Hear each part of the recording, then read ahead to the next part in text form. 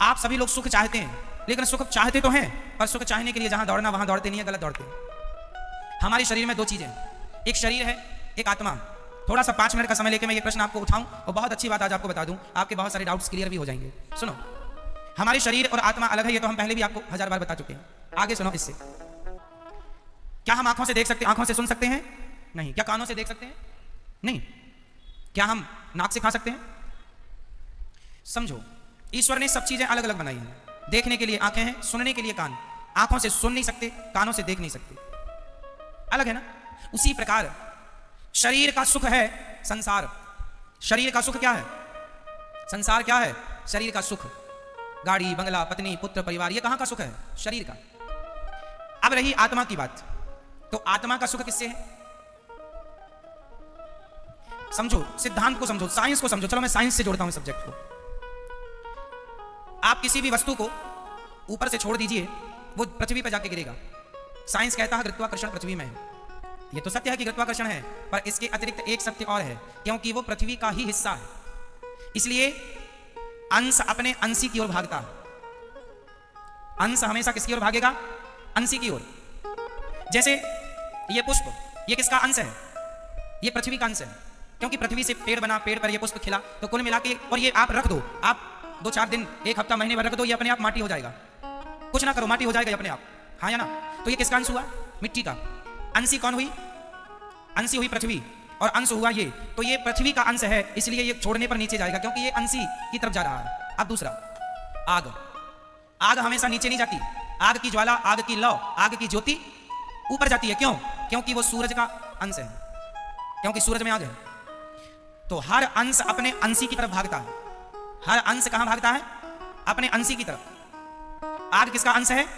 सूर्य का, तो सूर्य की तरफ भागती है ना आपकी ज्वाला, हमेशा ऊपर। तीसरा, इस धरती की नदियां हमेशा किसकी तरफ भागती हैं? समुद्र की तरफ। क्यों? क्योंकि वो समुद्र का अंश है।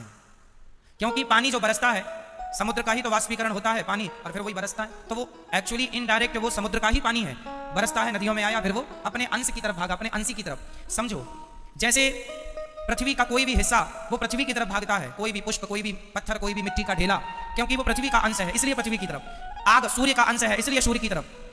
नदी समुद्र का अंश है, इसलिए समुद्र की तरफ। और हमारी आत्मा ईश्वर का अंश है, ईश्वर अंश जीव अविनाशी, इसलिए जब ये ईश्वर की तरफ भागेगी तभी इसे सुख मिलेगा, अन्यथा इसे कभी सुख मिल नहीं सकता। आप लोग रसगुल्ला खाते हैं तो आप कहते हैं आनंद आ गया। अरे रसगुल्ला से शरीर को आनंद आ सकता है, इंद्रियों को आनंद आ सकता है, आत्मा का तो रसगुल्ला से कोई लेना देना नहीं। क्यों? आत्मा किसका अंश है? ईश्वर अंश। ये ईश्वर का अंश है, इसलिए यदि आत्मा को सुख देना है, आज लोग दुखी, सब कुछ है आपके पास, फिर भी आप अशांत हैं, फिर भी आप परेशान हैं, उदास हैं। क्यों? क्योंकि आप संसार में सुख ढूंढ रहे हैं। अब मिलेगा, अब मिलेगा। पागल हो, है ही नहीं, मिलेगा कहां से? जैसे आंख कभी सुन नहीं सकती, कान कभी देख नहीं सकता, उसी प्रकार आत्मा कभी रसगुल्ला खा नहीं सकती, आत्मा कभी पानी पी नहीं सकती, आत्मा को पैसों में सुख नहीं मिल सकता, संसार के भोगों में सुख नहीं मिल सकता। आत्मा का सुख तो परमात्मा में है। जितने जल्दी ईश्वर की तरफ बढ़ोगे, जितने जल्दी उसका ध्यान कर लोगे, उतने जल्दी सुखी हो जाओगे। सुखी होना चाहते हो तो भगवान की तरफ बढ़ो। और आप लोग शरीर को ही सुख देने में लगे हैं। शरीर, इसलिए शरीर जो है ये संसार की तरफ ले जाता है आपको। क्यों ले जाता है? क्योंकि शरीर संसार से बना है। संसार में 5 चीजें हैं, पृथ्वी जल वायु अग्नि आकाश, और ये 5 चीजों से आपका शरीर बना है, तो आपका शरीर आपको संसार की तरफ ले जाता है, क्योंकि संसार से बना है। आपको आंख अच्छा अच्छा दिखाना चाहती है, इसको आप देख रहे हैं, आपको सुख मिल रहा है, पर यह सुख क्षणिक है। यह सुख क्या है? क्षणिक है, जरा सी देर का। खाने का सुख भी क्षणिक है, जरा सी देर का। भोगों का सुख भी क्षणिक है, जरा सी देर का। आप जरा सी देर के सुख के पीछे सारी जिंदगी लगाए हैं, सारी जिंदगी। आपको लगता है अरे वो करोड़पति बन गया, मैं भी बन जाऊंगा, मुझे भी सुख मिलेगा। सब करोड़पति बन रहे हैं, पूछ लो करोड़पतियों से वो कितने सुखी हैं। सुख संसार में नहीं मेरी मां। शरीर का संबंध संसार से है, आत्मा का संबंध परमात्मा से है, और मैं शरीर नहीं, मैं आत्मा हूं। यदि यथार्थ सुख चाहते हो तो भगवान के बन जाओ। नाथ मैं आपको कभी भूलू नहीं, हे श्रीमन नारायण मैं आपको कभी, मैं उनका अंश हूं। पर विडंबना तो देखो, एक शेर का बच्चा गीदड़ों के झुंड में मिल गया, और गीदड़ों के झुंड में मिलकर वो भी गीदड़ों के संग रहने लगा, गीदड़ों की तरह व्यवहार करने लगा, खाने लगा, उन्हीं के संग सोए, उन्हीं के संग जागे, उन्हीं के संग रहे, उन्हीं को अपना बाप समझे, उन्हीं को माता। एक दिन शेर आया और शेर ने देखा कि मेरा कोई अपना आदमी गीदड़ों के झुंड में दहाड़ लगाई तो उसके अंदर से भी वो शेर तो था ही, उसने भी दहाड़ा। शेर ने बुलाया, यहाँ तू शेर का बच्चा है, गीदड़ों के झुंड में क्या कर रहा है? बोले नहीं नहीं, हम तो गीदड़ ही है, ये सब हमारे रिश्तेदार हैं। शेर ने कहा पागल, तू शेर का बच्चा है, कब से गीदड़ों के? बोले बचपन से। एक्चुअली हुआ क्या था, ये अपनी माँ से बिछड़ गया और गीदड़ों के झुंड में मिल गया, वहीं पला बढ़ा तो अपने आप को वो गीदड़ मान लिया। उसी प्रकार तुम सब शेर के बच्चे हो, परमात्मा रूपी शेर के, लेकिन गीदड़ों के झुंड में मिलने से आप अपने आप को गीदड़ समझ रहे हैं। मैं गीदड़ हूँ, मैं रामबाई हूँ, ये अपने आप को रामबाई समझे बैठी है। मैं गीताबाई हूँ, मैं सीता हूँ, मैं अनुराग हूँ, मैं अभिनव हूँ, मैं नारायण हूँ। आपने अपने आप को कुछ भी समझ लिया।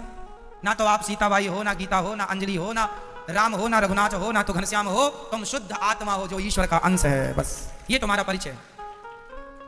पर संसार में आए हो गीदड़ों के झुंड में होने से। हुआ, एक गीदड़ ने कहा हुआ, दूध हुआ हुआ। आज तक किसी ने नहीं पूछा क्या हुआ, क्या हुआ, नहीं बस हुआ हुआ हुआ हुआ। बाप दादे कह रहे थे हुआ, तो ये भी चिल्लाई पड़ा है हुआ हुआ हुआ। क्या हुआ कोई नहीं पूछ रहा है, सब हुआ हुआ हुआ। ये बड़ी विडंबना। इसलिए मेरी माँ, ना तुम किसी की माँ हो, ना तुम किसी के बाप हो, ना तुम किसी की चाची हो, ना चाचा हो, ना नाना हो, ना नानी हो। तुम सिर्फ आत्मा हो जो परमात्मा से मिलने के लिए व्याकुल हो। वो तड़प जाग जाए तो मिलना भी होए, पर विडंबना तो ये है तड़पता ही नहीं आदमी। पत्नी के लिए रो रहा है, परिवार के लिए रो रहा है, भगवान के लिए नहीं रोता। जाना सबको वही है मेरी माँ, अपना लोक परलोक ना बिगाड़ो। बस इतना ही कहेंगे हम आपसे।